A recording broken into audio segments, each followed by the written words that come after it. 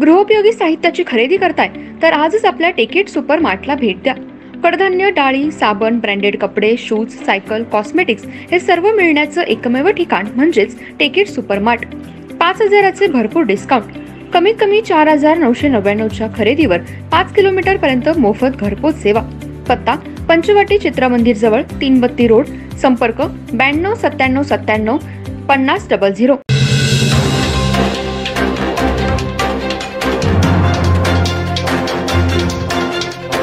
नमस्कार, मी तेजस्विनी मगदूम। एम मराठी मध्ये आपल्या सर्वांचं स्वागत आहे। पाहूया ठळक घडामोडी। इंतजार की घडिया खत्म हो गई है आणि आम्ही तुमचे विचार करणार आहेत। भारताचे गृहमंत्री माननीय अमित भाई शाह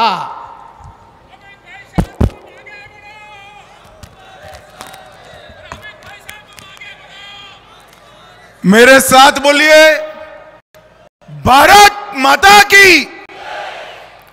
क्यों भाई, इचलकरंजी वालों की आवाज को क्या हो गया है? युति की सरकार बनानी है या नहीं बनानी है? अरे जोर से बोलो, बनानी है या नहीं बनानी है? तो ऐसी आवाज नहीं चलती भाई।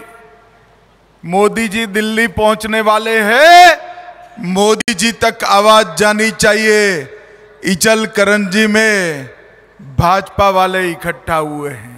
मेरे साथ दोनों हाथ उठाइए, माताएं बहनें भी हाथ उठाए जरा दोनों। विजय के संकल्प की मुट्ठी बींचिए और प्रचंड आवाज से बोलिए, भारत माता की जय जय जय जय जय शिवाजी, जय जय जय जय जय भवानी। मंच पर उपस्थित श्री धनंजय भीमराव महाडिक जी, श्री धैर्यशील संभाजी माने जी, श्री प्रकाश कलप्पा जी, सुरेश हलवणकर जी, मकरंद देशपांडे जी, बहन शशिकला जोले जी, रविंद्र वसंत माने जी, राज्यवर्धन नाइक जी, अशोक राव जी, प्रकाश ज्ञानबा दत्तवड़े जी, अमृत पांडुरंगे जी, और आज जिनको जिताने की अपील करने के लिए मैं यहां आया हूं, हमारे युवा प्रत्याशी, आगे आओ राहुल, श्री राहुल आवाडे जी। राहुल के लिए ताली बजाओ जोर से। हमारे दूसरे प्रत्याशी जिनका चिन्ह नारियली का बाग है, श्री अशोक राव कोंडीमा माने जी। जोर से ताली बजाइए अशोक राव के लिए। और आज इचलकरंजी में आए हुए प्यारे भाइयों बहनों माताओं और मेरे जिगर के टुकड़े जैसे युवा मित्रों, आप सभी को मेरा राम राम। सबसे पहले छत्रपति शिवाजी महाराज, धर्मवीर संभाजी महाराज, साहू जी महाराज, महात्मा ज्योतिबा फूले, क्रांति ज्योति सावित्रीबाई, आंबेडकर जी और तिलक महाराज और सावरकर की इस पुण्य धरा को मैं प्रणाम कर कर मेरी बात की शुरुआत करना चाहता हूं। भाइयों बहनों, 20 तारीख को आप सभी को आने वाले 5 साल के लिए महाराष्ट्र की सरकार का फैसला करना है। आज मैं करवी निवासिनी आई अंबाबाई की महालक्ष्मी मां की भूमि पर आया हूं, तब आपको कहना चाहता हूं, आपका एक वोट ये तय नहीं करेगा कि महाराष्ट्र में 5 साल किस पार्टी की सरकार चलेगी, कौन मुख्यमंत्री बनेगा, परंतु आपका एक वोट ये तय करेगा कि महाराष्ट्र अगले 5 साल शिवाजी महाराज के रास्ते पर चलेगा या औरंगजेब के रास्ते पर चलेगा, ये तय करने का ये वोट। मोदी जी के नेतृत्व में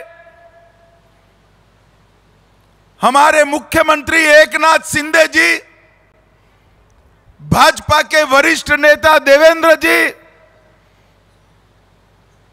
एनसीपी के नेता दादा और सभी लोग एकत्रित होकर भारतीय जनता पार्टी और एनडीए के सिद्धांतों के साथ आगे बढ़े ले। और दूसरी ओर राहुल बाबा और शरद पवार के नेतृत्व में अघाड़ी का लोग। आपको यह तय करना है कि शक्ति का अपमान करने वाले लोगों के साथ जाना है या मां का सम्मान करने वाले लोगों के साथ जाना है। आपको यह तय करना है कि सनातन धर्म को डेंगू मलेरिया बताने वालों के साथ जाना है या सनातन के सम्मान के साथ जो लोग खड़े हैं उनके साथ जाना है। आपने यह तय करना है कि राम के अस्तित्व को नकारने वाले लोगों के साथ जाना है या राम मंदिर बनाने वाले लोगों के साथ जाना है। भाइयों बहनों, ये अघाड़ी के लोगों ने कभी भी हमारी संस्कृति, धर्म, परंपराओं का सम्मान नहीं किया। तुष्टीकरण की, वोट बैंक की राजनीति है। औरंगाबाद का नाम जब संभाजी नगर करना तय हुआ, इसका भी विरोध करने का पाप ये अघाड़ी के लोगों ने किया था। और दूसरी ओर नरेंद्र मोदी जी 70 साल से आजादी के बाद 550 साल का पुराना हमारा मसला, हमारा सम्मान का सवाल, प्रभु राम की जन्मभूमि पर राम मंदिर बनाना। मुझे बताओ कोल्हापुर वालों, राम मंदिर बनना चाहिए या नहीं बनना चाहिए था? जोर से बोलो, ईश्वर भी बोलो भाई, बनना चाहिए था या नहीं बनना चाहिए था? 70 साल तक ये कांग्रेस पार्टी इसको लटकाती रही, भटकाती रही, अटकाती रही। 2019 में आपने मोदी जी को प्रधानमंत्री बनाया, 5 ही साल में केस भी जीता, भूमि पूजन भी किया, निर्माण भी किया और प्राण प्रतिष्ठा कर कर जय श्री राम कर दिया। भाइयों बहनों, ये पूरी अघाड़ी शरद पवार रानी कंपनी पूरी की पूरी मंदिर का दर्शन करने नहीं गई, क्योंकि उनको अपनी वोट बैंक से डर लगता है। मगर मैं आपको कहता हूं, नरेंद्र मोदी जी, भारतीय जनता पार्टी जी, शिवसेना कोई वोट बैंक से नहीं डरता है। न केवल राम मंदिर, हमने काशी विश्वनाथ का कॉरिडोर भी बनाया, महाकाली माता का मंदिर 400 साल के बाद फिर से बनाया और सोमनाथ का मंदिर भी सोने का बनने का काम चल रहा है। मित्रों, ये भारतीय जनता पार्टी है, जो कहती है वो करती है। मुझे बताओ इचल करंची वालों, ये जम्मू कश्मीर जो है हमारा है या नहीं है? अरे जोर से बोलो, है या नहीं है? धारा 370 हटनी चाहिए थी या नहीं हटनी चाहिए थी? हमने कहा था धारा 370 हटाएंगे। इस सारी की सारी जमात एकजुट होकर कहती थी हम नहीं हटने देंगे। मोदी जी ने जब फैसला किया कि धारा 370 और 35 से हटाएंगे। जब मैं बिल लेकर खड़ा हुआ, ये राहुल बाबा संसद में कहते थे मत हटाओ मत हटाओ। राहुल बाबा, शरद पवार, सुप्रिया सुळे, ममता दीदी, स्टालिन, अखिलेश यादव, सारे काऊ काऊ काऊ काऊ काऊ काऊ काऊ। मैंने कहा भाई क्यों ना हटाए? तो उन्होंने कहा खून की नदियां बह जाएगी।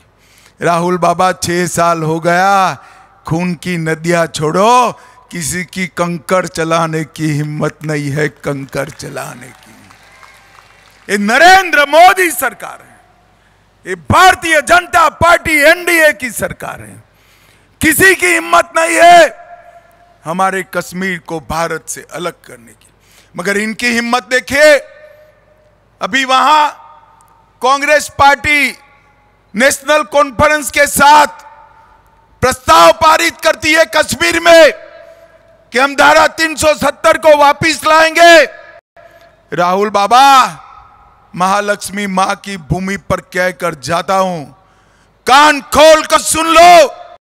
आप तो क्या, आपकी 4 पीढ़ी भी 370 वापिस नहीं ला पाएंगे। ये कश्मीर जो है ये भारत का अभिन्न अंग है। हमारे हजारों जवानों ने अपना बलिदान दिया है, खून बहाया है, जान दी है। कश्मीर को भारत से कोई अलग नहीं कर सकता। और भाइयों बहनों, मैं आज आपको कहकर जाता हूं, नरेंद्र मोदी जी संकल्प है कि कश्मीर भारत का अभिन्न अंग है, अभिन्न अंग है। एक कांग्रेस की सरकार थी, शरद पवार जी भी वहां मंत्री थे, सोनिया मनमोहन की सरकार थी। 10 साल तक आए दिन पाकिस्तान वाले आतंकवादी भारत में घुसते थे, गोलियां चलाते थे, बम धमाके करते थे, कोई जवाब देने वाला नहीं था। मोदी जी की सरकार आई, उन्होंने उरी और पुलवामा में हमला किया।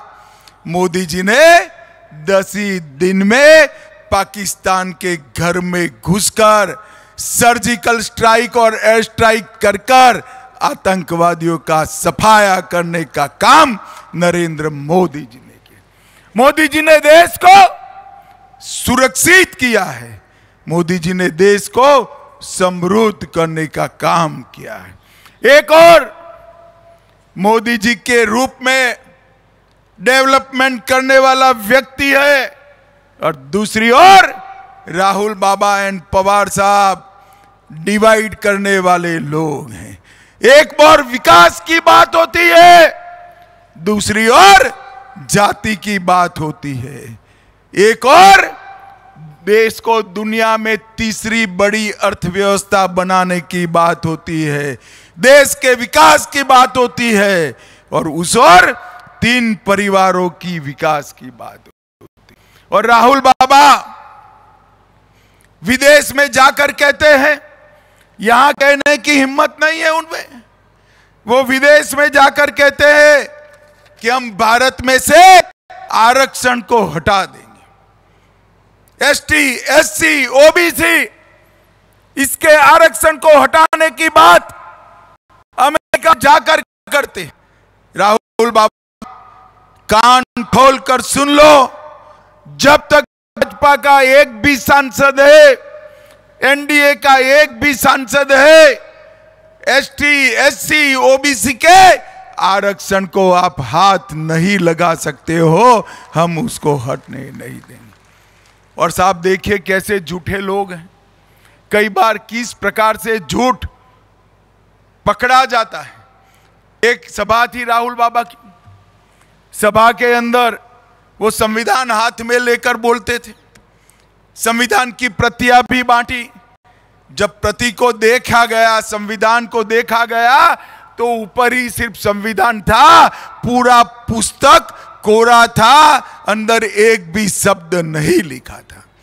राहुल बाबा, आपने फर्जी संविधान बांटकर बाबा साहेब आंबेडकर का अपमान किया है, भारत के संविधान का अपमान किया है। और मैं आज आपको पूछना चाहता हूं, जिस संविधान को हाथ में लेकर आपने संसद में सांसद की शपथ ली, वो भी क्या इसी प्रकार का था? इसकी बात आपको करनी चाहिए। तो बहनों, जब मैं यहां आया हूं तब यहां उद्धव ठाकरे जी के लिए भी जरूर बात करना चाहता हूं। उद्धव ठाकरे जी, आप बाला साहब ठाकरे की दुहाई देते हो, आपको शर्म आनी चाहिए। जब औरंगाबाद का नाम संभाजी नगर किया, आपने इसका विरोध किया। राम मंदिर का विरोध करने वालों के साथ आप खड़े हैं। औरंगजेब की कब्र को स्मारक बनाने वालों के साथ आप खड़े हैं। आप 370 हटाने का विरोध करने वालों के साथ खड़े हैं। आप ट्रिपल तलाक हटाने का विरोध करने वालों के साथ खड़े हैं। और आप वक्फ के कानून के अंदर सुधार करने का विरोध कर रहे हैं। भाइयों बहनों, अभी अभी कर्नाटक में वहां के वक्फ बोर्ड ने गांव के गांव वक्फ की संपत्ति घोषित कर दी। किसानों की भूमि, घर, गांव, मंदिर, पंचायतें सारे वक्फ को दे दिया। मुझे बताओ कोल्हापुर वालों, वक्फ के कानून में सुधार लाना चाहिए या नहीं लाना चाहिए? जोर से बोलो, लाना चाहिए या नहीं लाना चाहिए? पवार साहब, जितना है उतना जोर लगाकर रखो। वक्फ के कानून में हम सुधार लाएंगे और इसको सुधार कर रखेंगे। हमारे युवा प्रत्याशी ने कहा, अमित भाई कपड़ा उद्योग पर ध्यान दीजिए, यहां पर विकास करना चाहे। भाई तुम मांग रहे तो क्यों छोटा मांग रहे हो? मैं आज कहकर जाता हूं, हमारे दोनों प्रत्याशी को जिता दीजिए। कोल्हापुर में टेक्सटाइल पार्क लाने का काम नरेंद्र मोदी जी करेंगे। और पूरे कपड़ा उद्योग के लिए कपास की खेती से लेकर एक्सपोर्ट तक की पूरी इकोसिस्टम एक कोल्हापुर की अलग अलग तहसीलों में बनाने का काम भारतीय जनता पार्टी की सरकार करेगी। भाइयों बहनों, अभी मैं यहां आ रहा था, मुझे किसी ने व्हाट्सएप भेजा। व्हाट्सएप के अंदर कांग्रेस के पूर्व गृह मंत्री शिंदे जी कह रहे हैं कि मैं गृह मंत्री था तब कश्मीर जाने में, लाल चौक जाने में डर लगता था। अब शिंदे साहब, आपको तो उस वक्त डर लगता था, मगर अभी मोदी जी की सरकार है। मैं कहता हूं पोते पोतियों को लेकर कश्मीर घूमकर आओ, कुछ नहीं होने वाला। कश्मीर में अब शांति है। भाइयों बहनों, ये लोग ना देश को सुरक्षित कर सकते हैं, ना समृद्ध करते हैं। आज कश्मीर में राहुल बाबा जाकर बाइक चलाते हैं, अपनी बहन के साथ बर्फ की होली खेलते हैं, आइसक्रीम खाते हैं। ये क्यों कर रहे हैं? राहुल बाबा 370 गई, इसलिए आप एक कर रहे हैं। मैं आपको बताता हूं, कश्मीर अब आतंक की भेंट कभी नहीं चढ़ेगा। भाइयों बहनों, इन्होंने तुष्टीकरण की इंतहा कर दी और हम इस देश की संस्कृति परंपराएं उसका सम्मान करेंगे और उसको इसके आधार पर देश चले, इसकी चिंता करेंगे।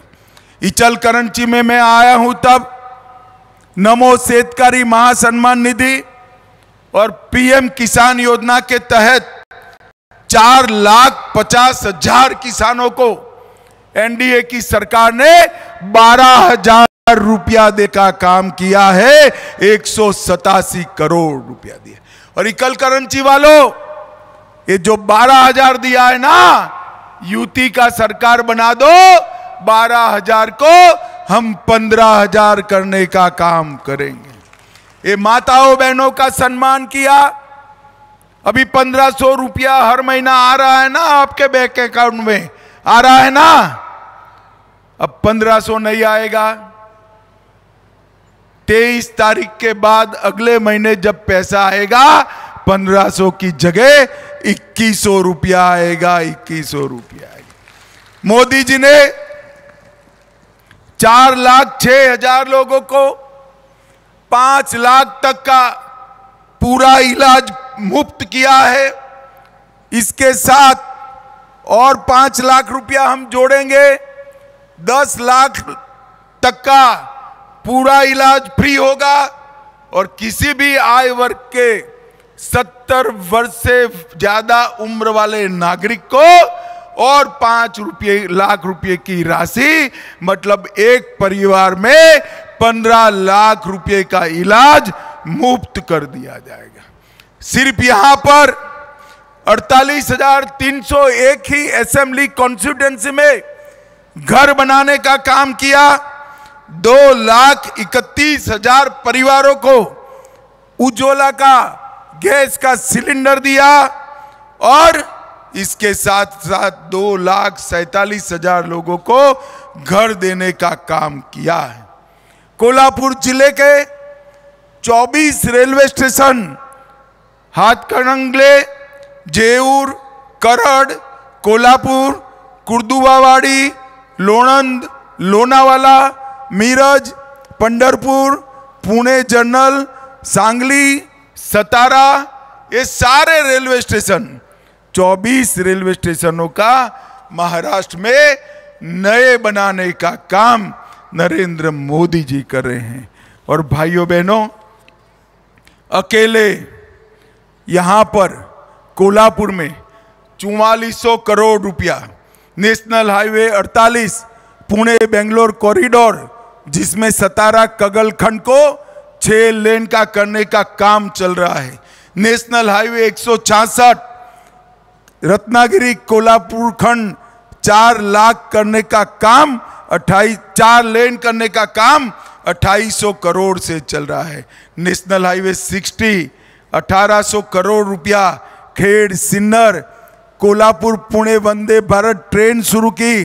और कोल्हापुर एयरपोर्ट कब का बंद था, एक भी फ्लाइट नहीं आती थी। मुझे कि मेरी ससुराल कोल्हापुर में है, आने में बड़ी तकलीफ पड़ती थी भाई। मगर मोदी जी ने कोल्हापुर मुंबई 25 रुपये में शुरू करी और अब कोल्हापुर अहमदाबाद भी फ्लाइट चालू हो गई है। धीरे धीरे हमारा कोल्हापुर हवाई अड्डा बनता जा रहा है।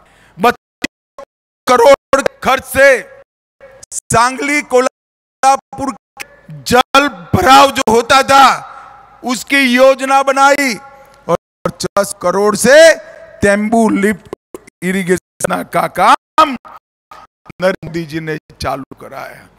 भाइयों बहन, ये विकास अघाड़ी का नाम ही विकास अघाड़ी है, ये विनाश अघाड़ी, इनका विकास कोई लेन देन नहीं।